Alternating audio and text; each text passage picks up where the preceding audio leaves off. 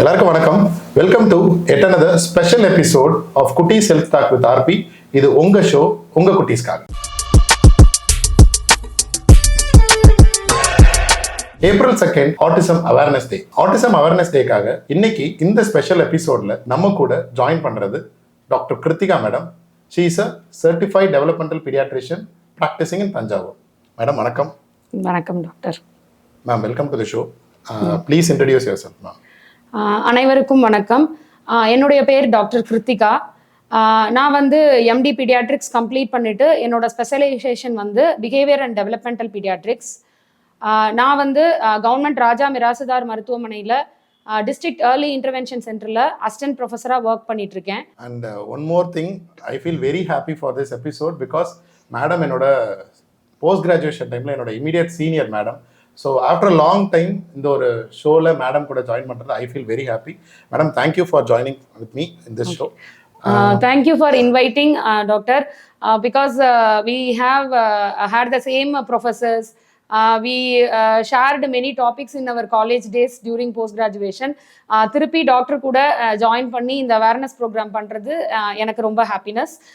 I think he also have the same feeling. Yes ma'am, definitely. So இப்போ coming to the show ma'am, ரொம்ப ரேண்டமாக இந்த காலத்தில் நம்ம கேள்விப்படுற ஒரு வார்த்தைங்கிறது autism. So first of all ஆட்டிசம்னா என்ன? ஆட்டிசம்ங்கிறது ஒரு டிசீஸா? ஆட்டிசம் அப்படி இல்லைன்னா ஆட்டிசம் ஸ்பெக்ட்ரம் டிஸார்டர் அப்படின்னு சொல்லுவாங்க.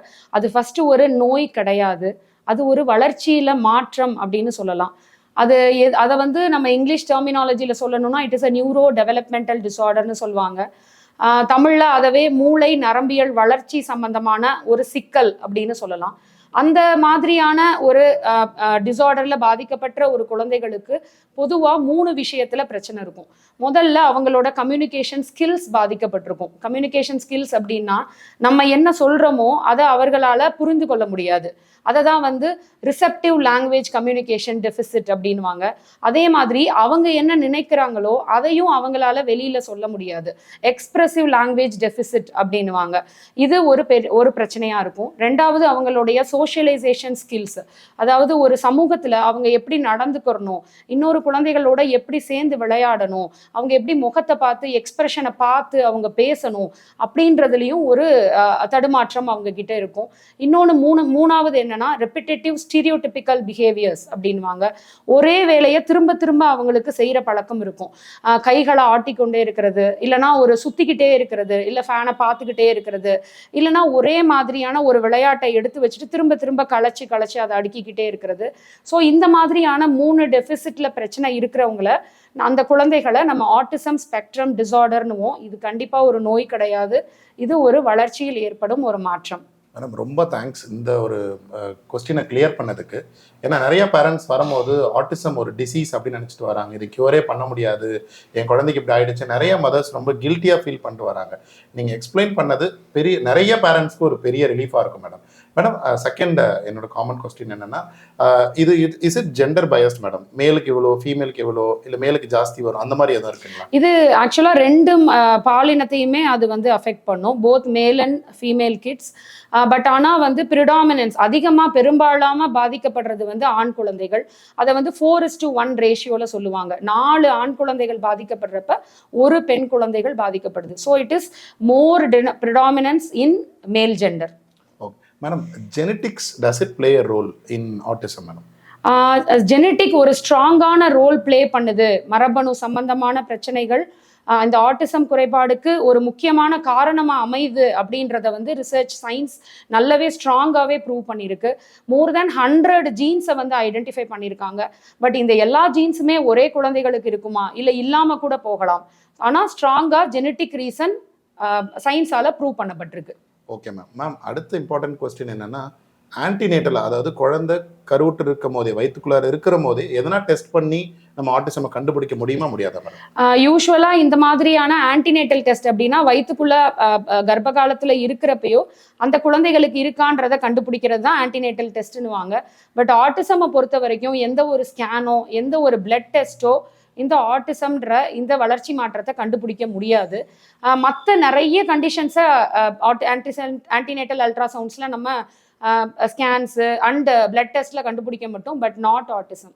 Okay ma'am. மேம் இப்போது நெக்ஸ்ட் பார்ட்டுக்கு வரும்போது என்னென்னா, எப்போ ஆட்டிசம்க்கான ஃபஸ்ட்டு சைனை நம்ம எக்ஸ்பெக்ட் பண்ணணும், இன்னும் குறிப்பிட்டு சொல்லணும்னா what are the red flag science, இது இருந்தால் இமீடியட்டாக குழந்தைங்களை நம்ம வந்து எவாலுவேட் பண்ணணும்னு சொல்கிறது என்னென்ன சைன்ஸ் மேடம்? யூஸ்வலாக இந்த ஆட்டிசம் ஸ்பெக்ட்ரம் டிசார்டரில் இருக்கிற குழந்தைகள் முதல் 2 வருஷத்துலேயே அவங்களுடைய அறிகுறிகளை நம்மளால் காண முடியும். அதில் ரொம்ப சில முக்கியமான அறிகுறிகளை நான் சொல்கிறேன். ஃபர்ஸ்ட் அவங்களோட சோஷியல் ஸ்மைல் அப்படின்னு சொல்லுவோம். அதாவது அம்மாவுடைய முகத்தை பார்த்து சிரிப்பது, கண்ணோட கண் வச்சு பார்த்து சிரிக்கிறது. இது வந்து இந்த குழந்தைகளுக்கு லேக்கிங்காக இருக்கலாம். அதே மாதிரி பெரிய குழந்தைகள் கொஞ்சம் பெரிய வளர்ந்து ஆயிட்டு 8-9 மாதம் ஆனால் கூட அம்மா அப்பாவுடைய கண்களை பார்க்கறத தவிர்த்துடுறாங்க. அதாவது லேக் ஆஃப் ஐ கான்டாக்ட். அப்படியே ஒருவேளை ஐ கான்டாக்ட் இருந்தால் கூட அது லைட்டாக வந்து பார்த்துட்டு போவாங்களே தவிர ஒரு சஸ்டெயின்டு ஐ கான்டாக்டாக அது இருக்கிறது இல்லை. அடுத்த முக்கியமான ஒரு ரெட் ஃபிளாக் என்னன்னா, நேம் கால் ரெஸ்பான்ஸ். ஒரு பெயரை வந்து சொல்லி கூப்பிட்டோம் அப்படின்னா அந்த குழந்தை திரும்பணும். இது வந்து ஒரு 8-9 மாசத்துல இருந்தே வரும். பட் இந்த குழந்தைகளுக்கு அது இல்லாம இருக்கும். அப்புறம் ஸ்பீச், அதை பொறுத்த வரைக்கும் குழந்தைகள் ஒரு வயசு குழந்தைகள்ல 1 இல்லை 2 மீனிங்ஃபுல் வேர்ட்ஸ் பேசணும். அம்மாவை பார்த்து அம்மான்றது, தண்ணியை பார்த்து தண்ணின்றது, அவங்க தனியாக குழந்தைகளா அம்மா அம்மான்னு சொல்றது மீனிங்ஃபுல் வேர்ட்ஸ் கிடையாது. ஆனால் ஒரு 1 or 2 மீனிங்ஃபுல் வேர்ட்ஸ் வரலை, அவர் பேப்லிங்னு வாங்க, அவங்களா பாட்டு பாடி கொண்டு இருக்கிறது, இந்த மாதிரியான விஷயங்கள் வரலை. அப்புறம் அது மட்டும் இல்லாமல் ஒரு பொருள், வித்தியாசமான பொருள் இல்லை தனக்கு வேண்டிய பொருளை வந்து ஒரு விரல் கொண்டு பாயிண்ட் பண்ணுவாங்க. அந்த மாதிரி இன்ட்ரெஸ்டட் திங்ஸ், இந்த மாதிரி பாயிண்டிங் இல்லாமல் இருக்கிறது. அது இல்லாமல் ஸ்பீச் டிலே, நல்லவே பேச்சு நல்ல முயற்சியாக வரலை அப்படின்னா இது எல்லாமே ரெட் ஃபிளாக்ஸ். நம்ம வந்து வேகமான அறிகுறிகளை, அந்த அறிகுறிகளை எடுத்துட்டு வேகமான இன்டர்வென்ஷனை ஆரம்பிக்கணுன்றதுக்குரிய ஒரு சயின்ஸ் அதெல்லாம். Okay ma'am. மேம் எல்லாரும் நம்ம காமனாக நம்மகிட்ட வந்து கேட்கறது ஆட்டிசம்க்கு என்னதான் காரணம், ஏதாவது ஸ்பெசிஃபிக் ரீசன் இருக்கா மேம் ஆட்டிசம் வர்றதுக்கு? ஆட்டிசமை பொறுத்த வரைக்கும் இன்னைக்கு வரைக்கும் இதுதான் ஒரே ஒரு காரணம் அப்படின்னு எந்த ஒரு காரணத்தையும் சொல்லலை. ஆக்சுவலாக அதில் ஜெனட்டிக் அண்ட் எபிஜெனட்டிக் ஃபேக்டர்ஸ் தான் இன்வால்வ் ஆகுது அப்படின்றாங்க. ஜெனட்டிக்கு சில ஜீன்ஸ் ஐடென்டிஃபை பண்ணப்பட்டிருக்கு. எபிஜெனட்டிக் ஃபேக்டர்ஸ் அப்படின்னா என்னன்னா, சில என்விரான்மெண்ட், சுற்றுப்புற சூழ்நிலைகள் அந்த பேட் ஜீன்ஸ் நம்ம உடல்ல இருக்கிறப்போ அந்த பேட் ஜீன்ஸினுடைய அறிகுறிகளை வெளியே கொண்டு வருது. அந்த என்விரான்மெண்டல் காரணமும் நிறைய லிஸ்ட், பெரிய லிஸ்ட். அதுல முக்கியமா அம்மாக்கு வர இன்ஃபெக்ஷன்ஸா இருக்கலாம், இல்ல அம்மாக்கு ஏதோ ஒரு மருந்து உட்கொண்டிருக்கலாம் வயிற்றுல கர்ப்ப காலத்துல, அப்படி இல்லைன்னா உலகத்துல நடக்கிற பொல்யூஷன்ஸ், பெஸ்டிசைட்ஸ், இந்த மாதிரி பல காரணங்கள் முன்வைக்கப்படுது. ஆனா ஒரு காரணத்தை இதுவரைக்கும் சயின்ஸ் ஐடென்டிஃபை பண்ணல. It is a complex interaction between genetic and epigenetic factors. Okay, so ஸ்பெசிஃபிக்காக ஒரு காரணம் மட்டும் சொல்ல முடியாது, பல காரணிகள் ஒன்றா சேர்ந்து வர்றதுதான் ஆட்டிசம் அப்படிங்கிறது தான் இதோட மீனிங். மேடம், இன்னொரு டவுட்டு, ரொம்ப காமனாக இந்த காலத்தில் வெர்ச்சுவல் ஆட்டிசம் அப்படின்னு ஒரு டேர்ம் வந்து நம்ம சொல்லிகிட்டே வரோம். What is virtual autism? Parents எப்போ அந்த வெர்ச்சுவல் ஆட்டிசமை ஐடென்டிஃபை பண்ணணும், எப்போ அவேராக இருக்கணும்? ஆக்சுவலாக வெர்ச்சுவல் ஆட்டிசம் அப்படின்றது வந்து என்னன்னா, it is not an approved diagnostic term. எதுலேயும் எந்த ஒரு கிளாசிஃபிகேஷன் ஆஃப் டிசீசஸ்லையும் அதை வந்து அப்ரூவ் பண்ணப்படலை. எதுக்காக இந்த வெர்ச்சுவல் ஆட்டிசம் அப்படின்ற ஒரு நாமன்கிளேச்சர் வந்தது அப்படின்னா, இந்த ஆரம்ப காலத்திலேயே 1-2 வயசுலேயே இருக்கிற குழந்தைகளுக்கு 4 மணி நேரம் 5 மணி நேரத்துக்கு மேலே ஒரு நாளைக்கு மொபைலோ இல்லை டிவியிலேயே உட்காந்துட்டு இருக்கிற குழந்தைகளுக்கு ஆட்டிசம்ல இருக்கிற அறிகுறிகள் அந்த குழந்தைகளுக்கும் தென்படுது. அந்த மாதிரி விஷயங்களை தான் வெர்ச்சுவல் ஆட்டிசம் அப்படின்றாங்க. அவங்க ஆட்டிசம் போலவே இருப்பாங்க, பட் ஆட்டிசம் கிடையாது. பட் என்னோட பர்சனல் எக்ஸ்பீரியன்ஸ்ல அந்த வெர்ச்சுவல் ஆட்டிசம் அப்படின்ற நாமன்கிளேச்சரை எடுத்துட்டா நல்லது. ஏன் அப்படின்னா, ஃபர்ஸ்ட் நான் சொன்ன மாதிரி அது ஒரு டயக்னோஸ்டிக் டேர்ம் கிடையாது. 2வது, பேரண்ட்ஸ்க்கு நடுவில் அது ஒரு தப்பான புரிதலை ஏற்படுத்துது. ஆட்டிசம் மொபைல் தான் இல்லை டிவி தான் ஆட்டிசமை காஸ் பண்ணுது அப்படின்ற ஒரு தப்பான புரிதல். இன்னொன்று 3வது என்னன்னா, உண்மையான ஆட்டிசமை கூட அவங்க வெர்ச்சுவல் ஆட்டிசம்னு நினச்சிக்கிட்டு முக்கியமான காலகட்டத்தில் ஆரம்பிக்க வேண்டிய ஏர்லி இன்டர்வென்ஷன் ஃபேஸை மிஸ் பண்ணிடுறாங்க. So it is better to avoid virtual autism. Okay, அப்போ ஃபோன் டிவி காமிக்கிறதுனால ஆட்டிசம் வரது இல்லையா மேம்? ஸ்பீச் டிலே மட்டும்தான் வருது. அசச் ஒரு கன்க்ளூசிவ் எவிடன்ஸ் இல்லை ஃபோன் காமிக்கிறனால தான் ஆட்டிசம் வருதான்னு. பட் சம் என்விரான்மெண்டல் ஃபேக்டர்ஸ்ல ஃபோன் காமிக்கிறதையும் எடுத்துக்கிறாங்க. கன்சிடர் பண்ணுறோம். Okay ma'am. இப்போ ஒரு குழந்தைக்கு ஆட்டிசம்னு ஐடென்டிஃபை பண்ணிட்டோம், இல்லை ஒரு டவுட் இருக்குது அப்படின்னா நம்ம இமீடியட்டாக பீடியாட்ரிஷியனோ டெவலப்மெண்ட் பீடியாட்ரிஷியன் கன்சல்டேஷன் வாங்குறோம். நெக்ஸ்ட் ஸ்டெப் அவங்க என்ன எடுப்பாங்க, என்ன ட்ரீட்மெண்ட் ப்ராசஸ் இருக்குது அப்படின்றது சொல்லுவாங்க. ஆக்சுவலாக அதுக்கு வந்து ஒரு மல்டி டிசிப்ளினரி அப்படி இல்லைன்னா இன்டர் டிசிப்ளினரி ஒரு அப்ரோச் தேவை. அதுக்கு கீழே 2-3 டாக்டர்ஸ், நிறைய தெரபிஸ்ட் எல்லாரும் சேர்ந்து பல்நோக்கு சிகிச்சை முறை அப்படின்றத கொடுக்குறப்ப, அதுவும் ஏர்லியாக ஆரம்பிக்கிறப்ப பிஃபோர் 1.5 or 2 years அதுக்கு வந்து நல்ல ஒரு எஃபெக்டை கொடுக்கும். அந்த பல்நோக்கு சிகிச்சை முறையில் பீடியாட்ரிஷியன் இருப்பாங்க, இஎன்டி டாக்டர்ஸ், சைக்கியாட்ரிஸ்ட் மெயினாக இருப்பாங்க. இது இல்லாமல் தெரபிஸ்ட் அப்படின்னு பார்த்தா behaviour analyst, occupational therapist, speech therapist, skill trainers, counsellors, இந்த மாதிரி பேரண்ட் ஸ்கில் ட்ரெயினர்ஸ், இது எல்லாமே சேர்ந்தது தான் இந்த பல்நோக்கு சிகிச்சை முறை. இதை ஆரம்பிக்கிறது as soon as possible ஆரம்பிக்கிறது நல்லது.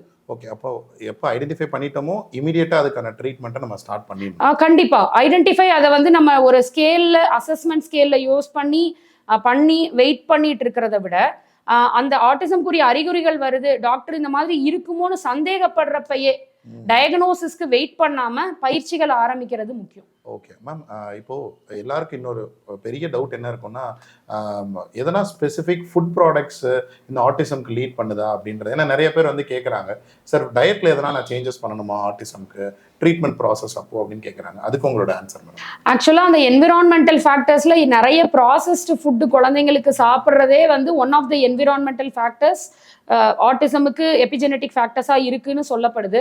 பட் அசச் ஆட்டிசம்னு டயக்னோஸ் பண்ண குழந்தைங்களுக்கு எந்த விதமான ஒரு ஃபுட்டு கண்ட்ரோலும் தேவைப்படாது. ஆக்சுவலாக அந்த நிறைய இதில் வந்து ஒரு மித்து இருக்குது, GFCF டயட், அதாவது குளூட்டன் ஃப்ரீ அண்ட் கேசின் ஃப்ரீ. இந்த குளூட்டன்றது வந்து காமனாக அந்த கோதுமை மாவில் இருக்கிறது, அதை வந்து தவிர்க்கலாம், பாலை தவிர்க்கலாம். கேசின்ற புரோட்டீன் வந்து பாலில் அதிகமாக இருக்கும். ஸோ இதை தவிர்ச்சா வந்து நல்ல அந்த குழந்தைகளுக்கு முன்னேற்றம் இருக்குன்னு சொல்லப்பட்டாலும் எந்த ஒரு ரிசர்ச் எவிடன்ஸ்லையும் அது இல்லை. அதை விட இந்த டயட்டை ஃபாலோ பண்ணுற குழந்தைகளுக்கு அவங்களோட போன் டென்சிட்டி குறையிறத நோட் பண்ணலாம். அதனால அவங்க விரும்புறத சாப்பிடலாம். எப்பயும் ஒரு நார்மல் குழந்தைக்கு சொல்ற மாதிரியே ஜங்க் ஃபுட்ஸ், எக்ஸஸ் ஸ்வீட்ஸ், இந்த மாதிரி இதை அவாய்ட் பண்ணிட்டு மற்றபடி எல்லாமே கொடுக்கறது நல்லது. ஓகே, ஏன்னா நிறைய இடத்துல எப்படி நானும் நிறைய இடத்துல பண்ணியிருக்கேன், பட் கவுன்சில் பண்ணும்போது ஸ்வீட்ஸை கம்ப்ளீட்டாக கட் பண்ணிவிடுங்க. ஏன்னா சுகர்ஸ் நிறையா உள்ளே போகும்போது குழந்தைங்க ரொம்ப அலர்ட்டாக இருக்கும் போது இந்த ஆட்டிஸ்டிக் குழந்தைங்க கொஞ்சம் அக்ரெசிவாக பிஹேவ் பண்ண சான்சஸ் இருக்குன்னு. ஸோ டெஃபினட்டாக sweets does it play role. Sweets நிறைய இதில் ஆட்டிசமுக்கும் ஹைப்பர் ஆக்டிவிட்டிக்கும் அதை வந்து கோரிலேட் பண்ணாலும் எதுக்குமே எவிடன்ஸ் ஃபுல்லாக இல்லை. ஓகே, ஸோ நம்ம ஸ்வீட்ஸை நார்மலாக எவ்வளோ கொடுக்கணுமோ அப்படி கொடுக்கலாம். ஓகே, ஸோ அளவாக எதாக இருந்தாலும் நம்ம அளவாக கொடுத்துக்கிறது நல்லது. ஓகே மேம், இன்னொரு பெரிய கான்ட்ரவர்சி ஆட்டிசம் சுற்றி இருக்கிறது என்னன்னா, வேக்சின் போட்டால் ஆட்டிசம் வரும். Is it true ma'am? No, it is absolutely not true. வேக்சின்ஸுக்கும் ஆட்டிசமுக்கும் எந்த சம்பந்தமும் இல்லை. இதை நிறைய எவிடன்ஸ்ல நல்லாவே எஸ்டாப்ளிஷ் பண்ணியிருக்காங்க. ஸோ நீங்க பேரண்ட்ஸ் அதை வேக்சின்ஸை பார்த்து பயப்பட வேண்டாம். பிகாஸ் வேக்சின்ஸ் ரொம்ப important. Because those are vaccine killer diseases. அதனால வேக்சினை கரெக்டாக மறக்காம போட்டுறது தான் நல்லது. ஏன்னா நிறைய ஈவன் பெரிய பெரிய ஆட்கள் கூட வேக்சின்னால ஆட்டிசம் வருதுன்னு சொல்லி கேம்பெயின்ஸ்லாம் நிறைய போயிட்டு இருந்தது. But it has been proven that vaccine is not associated with autism. So vaccine நீங்கள் தைரியமாக போட்டுக்கலாம்.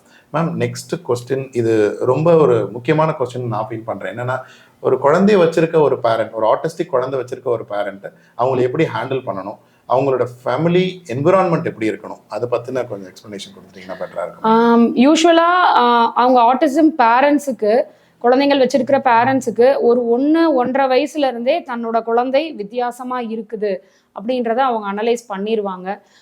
அவங்க கூகுளில் கண்டிப்பாக சம் சர்ச்சஸ் பண்ணியிருப்பாங்க. அவங்களுக்கு அந்த ஆட்டிசமோட இருக்குமோன்ற சந்தேகம் எங்ககிட்ட வர்றதுக்கு முன்னாடியே அவங்களுக்கு தெரிஞ்சிருது. பட் ஆனால் எங்ககிட்ட வர்றப்போ எங்ககிட்ட அந்த ஆட்டிசம்ன்ற வார்த்தையை அவங்க இல்லாமல் இருக்குமோ, ஆட்டிசமா இல்லாமல் இருக்குமோ அப்படின்ற ஒரு எண்ணம் அவங்க மனசுல இருக்கும். நம்மக்கிட்ட நம்ம ஆட்டிசம் ஸ்பீச்சஸ் இருக்கு அப்படின்னு சொன்னா கூட இன்னொருடைய மருத்துவரனுடைய உதவி வாங்கணும் அப்படின்ற எண்ணம் தான் வந்து பேரண்ட்ஸ் கிட்ட அதிகமா இருக்கு. அக்செப்டன்ஸ் வரமாட்டுது. ஹை லெவல் ஆஃப் டினையல் இருக்கும். அந்த ஹை லெவல் ஆஃப் டினையலுக்கு காரணம் பேரண்ட்ஸ்ன்னு சொல்றதை விட இந்த சோஷியல் ஸ்டிக்மா. இந்த குழந்தை நான் இந்த சொசைட்டில என்ன பண்ணும், இந்த சொசைட்டி நம்ம குழந்தைய என்ன சொல்லிடுவாங்க அந்த ஒரு அப்படின்ற ஒரு பயம் தான் அவங்களுக்கு இவ்வளவு டினையல் ஆகுது.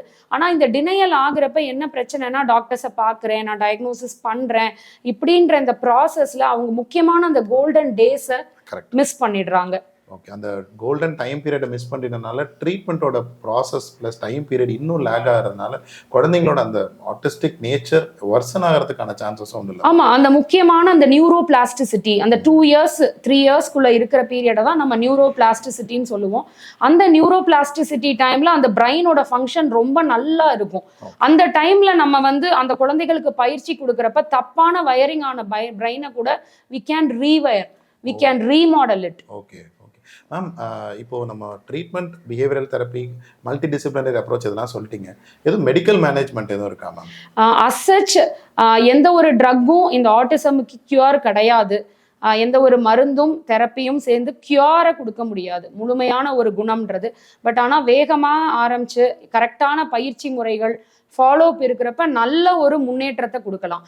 சில நேரங்களில் சில மருந்துகள் பயன்படுத்துவோம். அது முக்கியமாக எதுக்காக பயன்படுத்துவோம்னா, அந்த ரிப்பீட்டேட்டிவ் பிஹேவியர்ஸ், ஒரே வேலையை திருப்பி திருப்பி செஞ்சுக்கிட்டே இருக்கிற அந்த மாதிரி டைமில், அதே மாதிரி குழந்தைகளுக்கு நிறைய ஸ்லீப் இஷ்யூஸ் வரலாம் அந்த மாதிரி டைமில். அப்புறம் அக்ரெசிவ் பிஹேவியர் இருக்கும், சம்டைம்ஸ் கூட இருக்கிறவங்களை அடிப்பாங்க, இல்லை தன்னைத்தானே கடிச்சிக்கிறது, செல்ஃப் இன்ஜூரியஸ் பிஹேவியர்ஸ். இந்த மாதிரி சில கண்டிஷன்ஸ்க்கு மட்டும்தான் நம்ம மெடிக்கல் ட்ரீட்மெண்ட்டை நல்ல ஒரு சைக்கியாட்ரிஸ்ட் கன்சல்டேஷனோட எடுத்துக்கணும். அதர்வைஸ் இந்த மருந்துகள் will not cure autism. Ma'am, ஃபைனலாக என்னோட இன்னொரு முக்கியமான கொஸ்டின் என்னென்னா, ஆட்டிசம் இருக்கிற ஃபேமிலியை எப்படி பார்த்துக்கணும்னு சொல்லிட்டோம். அந்த ஆட்டிசம் இருக்க கிட்ஸை இந்த சொசைட்டி எப்படி ஹேண்டில் பண்ணணுன்றதும் நீங்கள் நம்ம ஒரு வியூவர்ஸ்ட்டை சொல்லிட்டீங்கன்னா பெட்டராக இருக்கும். சொசைட்டிக்கு இது ஒரு முக்கியமான ஒரு விஷயம் என்ன அப்படின்னா, இப்போ இந்த பாட்காஸ்டே அவேர்னஸ்க்காக தான். சொசைட்டியில் நம்ம குரங்குலேருந்து மனுஷனாக வந்தப்போ நம்ம ஒரு கூட்டமாக வாழ ஆரம்பித்தோம். அந்த கூட்டமாக வாழ ஆரம்பிக்கிறப்போ நம்ம வந்து ஒருத்தவங்க பார்த்துக்கிட்டோம். அப்போ தான் நம்மளை சிவிலைசேஷன், நம்ம நாகரீகத்தை நோக்கி போகிறோம். நாகரீகம் ஆரம்பிச்சிச்சு, இண்டஸ் வேலி சிவிலைசேஷனாக இருக்கட்டும், இல்லை இங்கே இருக்கிற கீழடி நாகரீகமாக இருக்கட்டும். அப்படி நம்ம நாகரீகம் அடைந்த ஒரு மக்கள் வந்து இந்த குழந்தைகளை ஃபஸ்ட்டு இன்க்ளூட் பண்ணணும். எங்கெல்லாம் அவங்கள இன்க்ளூட் பண்ண முடியுமோ அவங்கள இன்க்ளூட் பண்ணுங்க. அவங்கள ஒரு பர்த்டே பார்ட்டிக்கு கூப்பிடுங்க. அவங்க கஷ்டப்படுறாங்க அப்படின்னாலும் நீங்கள் ஹெல்ப் பண்ணுங்க. அவங்க ஃபேமிலி ஆல்ரெடி லாட் ஆஃப் டிஸ்ட்ரெஸ்ல இருப்பாங்க, அவங்க ஃபேமிலி பீப்புளுக்கு ஹெல்ப் பண்ணுங்க. அந்த இன்க்ளூஷன் வீட்லேயும் இருக்கணும், வெளியிடங்களில், ஈவன் ஒரு பஸ்ஸு, ஈவன் ஒரு சாதாரண ஒரு நடந்து போகிற இடம், ப்ளஸ் ஸ்கூலில் இன்க்ளூஷன் இருக்கணும். இந்த மாதிரி இன்க்ளூஷன் அவங்களுக்கு ரொம்ப முக்கியம். அதே மாதிரி இதை பற்றின அவேர்னஸ் எல்லா இடத்துக்கும் போகணும். சிட்டிலேயே இன்னும் வந்து அவேர்னஸ் இல்லாத டைமில் ஒரு ரூரல், ஒரு கிராமத்து பேஸ்டு மக்கள் என்ன பண்ணுவாங்க? அதனால இந்த அவேர்னஸும் இந்த மக்களினுடைய, இந்த குழந்தைகளையும் இந்த குடும்பத்தினுடைய அரவணைப்பையும் இன்க்ளூஷனாக நம்ம கொண்டு வரது தான் நான் சொசைட்டிக்கு இம்பார்ட்டண்ட்டாக சொல்கிற ஒரு விஷயம். ஸோ அந்த ஆட்டிசம் குழந்தைகளையும் அரவணைச்சு போகணும் அப்படிங்கிறது தான் மேடம் சொல்ல வராங்க. ஆல்மோஸ்ட் கொஸ்டின்ஸ் எல்லாம் ஓவர். பட் எனக்கு என்னென்னா, நீங்கள் பார்த்ததில் உங்களால் மறக்க முடியாத பேஷண்ட் யாராவது இருக்காங்களா மேம்? அவங்கள பற்றி ஒரு சில வார்த்தைகள் சொல்ல முடியுமா? கண்டிப்பாக ஒரு குழந்தை இருக்கான். ஆக்சுவலாக அவனை நாங்கள் 1.5 வயசுலேருந்து 2 வயசுக்குள்ளே கண்டுபிடிச்சோம். ஆக்சுவலாக எங்ககிட்ட நாங்கள் வர்றப்ப நான் சொல்லிட்டேன், இதுக்கு வந்து கியூர் இல்லை, நீங்கள் ஆனால் பயிற்சிகள் முறைகளில் நீங்கள் வந்தீங்கன்னா நல்ல முன்னேற்றம் இருக்கட்டும் அப்படின்னு சொல்லிட்டு அவங்க வந்து எங்கள்கிட்ட தெரப்பி எடுத்துக்கணும் அப்படின்றதுக்காக அவங்க வேற ஊர்ல இருந்து ரீலோகேட் ஆனாங்க. வீடு பக்கத்துலேயே வீடு எடுத்து அவங்க ரெகுலராக வர ஆரம்பிச்சாங்க. ஃபர்ஸ்ட் இனிஷியலி அந்த குழந்தைய ரொம்ப வேகமாக தெரப்பி ஸ்டார்ட் பண்ணி, நான் பார்த்த தெரப்பி ஸ்டார்ட் பண்ண குழந்தை அவங்களுக்கு நல்ல ஒரு இனிஷியலாக எங்களுக்கு ரொம்ப ஸ்ட்ரகிள் இருந்தது. அந்த குழந்தைக்கு கண் பார்க்கறதுலேருந்து, பேர் சொன்னால் கூப்பிடுறதுலேருந்து, எதுலேயுமே நாங்கள் ஒரு ஸ்ட்ரகிளை ஃபேஸ் பண்ணோம். தெரப்பிஸ்டாகவும் சரி, நாங்கள் டாக்டராகவும் சரி. பட் பேரண்ட்ஸுக்கும் நாங்கள் ரிப்பீட்டட் கவுன்சிலிங் கொடுத்தோம். But those parents are really extraordinary parents. அவ்வளோ ஒரு கோஆப்ரேஷன் இருந்தது, அவ்வளோ பிலீஃப் இருந்தது எங்கள் மேலே. அவங்க ரெகுலராக லிட்ரலி அந்த குழந்தைய நாங்கள் கடந்த 2 வருஷமா டெய்லியுமே பார்க்குறோம். Except Sundays, all days we are seeing. இப்போ ரீசன்ட் டேஸாக பார்க்குறப்ப he started to speak well, he started to communicate well, he is லாஃபிங் with the other kids. We are happy to have those kids in our life. Ma'am actually நீங்கள் சொல்லும் போது தான் I'm able to feel that. ஏன்னா நிறைய parents ஹோப்லெஸ்ஸாக வரும்போது இந்த மாதிரி ஒரு விஷயம் நடக்கும்போது அவங்க லைஃப்பில் பெருசாக ஏதோ ஒன்று சாதிச்சிட்டோம் அப்படின்ற மாதிரி ஒரு ஃபீல் பேரண்ட்ஸ்க்கும் கிடைக்கும். அந்த குழந்தையோட லைஃபுமே இன்னும் பெட்டர் ஆகிட்டு வரும் அப்படின்றது தான் ஏர்லி இன்டர்வென்ஷனோட ஒரு பெரிய ஒரு எப்படி சொல்கிறது, ஒரு பெரிய ஒரு ப்ளஸ் பாயிண்ட் அப்படின்னு நம்ம சொல்லலாம். Ma'am finally we have come to the end of the show. First of all ரொம்ப தேங்க்ஸ். ஏன்னா ஆட்டிசமை பற்றின அவேர்னஸ் இன்னும் நிறைய மக்களுக்கு போய் இந்த வீடியோ மூலயமா சேரும்னு நான் நம்புகிறேன். நீங்கள் உங்கள் டைம் எடுத்து ஆட்டிசம்னா என்ன இவ்வளோ டீட்டெயிலாக எங்களுக்காக டிஸ்கஸ் பண்ணி கொடுத்தீங்க. We are very much thankful for you. Any few words to the viewers ma'am. Finally autism குழந்தைங்க, ஆட்டிசம் இருக்கிற சொசைட்டி, இவங்களுக்கு எதனா நீங்கள் அட்வைஸ் பண்ணணும்னா any one take home message பண்ணுங்க ப்ளீஸ். இந்த மாதிரி ரெட் ஃபிளாக்ஸ் இருந்தது அப்படின்னா ப்ளீஸ், அப்பா லேட்டாக பேசினாங்க, அம்மா லேட்டாக பேசினாங்க, மொபைல் காமிச்சது தான், இல்லை நாங்கள் நியூக்ளியர் ஃபேமிலி, இந்த மாதிரி காரணம் சொல்லி வீட்டில் இருந்துடாதீங்க. உங்களோட golden days will be missed. அந்தது எங்களுக்கு ரொம்ப முக்கியமான டேஸ். எங்ககிட்ட வர்றப்ப அந்த குழந்தையினுடைய மூளை அமைப்பவே மாத்துறதுக்கான டேஸை நீங்கள் மிஸ் பண்ணுறீங்க. ஸோ அந்த ஒரு விஷயத்தை, இந்த பாட்காஸ்ட்டை யாராவது பார்க்குறீங்க அப்படின்னா, டிலே இருக்கு அப்படின்னா get medical attention as early as possible. மேடம் சொன்ன இம்பார்ட்டன்ட் மெசேஜ், எவ்வளோ சீக்கிரம் ஐடென்டிஃபை பண்ணுறோமோ, எவ்வளோ சீக்கிரம் ட்ரீட் பண்ணுறோமோ, குழந்தைங்களுக்கான ரெக்கவரி நல்லாயிருக்கும். Finally I would like to end by saying this: autism is not a defect, but autism is a difference. So let's keep all the autistic children as our own children and treat them. And ரொம்ப முக்கியமா early intervention in autism will help the children recover faster. Thank you. I will meet you in another episode of Kutti Self Talk with RP. இது உங்க show, உங்க குட்டீஸ்க்காக.